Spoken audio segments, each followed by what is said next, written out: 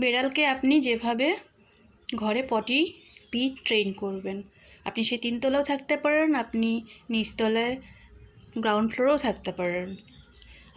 আপনি যদি ভাবছেন যে আমি তিনতলায় থেকে কি করে বিড়ালকে পটি ট্রেন করব, পি ট্রেন করব, সেটা খুব সহজ।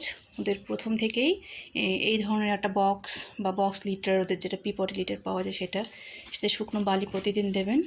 ওরা কিন্তু ভেজা বালিতে পি পটিটা করতে চায় না।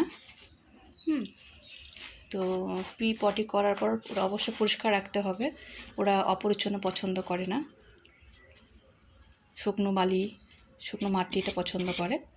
তো অবশ্যই চেষ্টা করবেন পটিটাকে পরিষ্কার করার এবং পি করার পর ভেজা বালিটাকে সরিয়ে দিয়ে শুকনো বালি দেওয়ার। খুব সহজেই আপনি তিনতলায় হোক চারতলায় হোক বিড়াল বাড়িতেই রাখতে পারবেন, আপনার শখ পূরণ করতে পারবেন।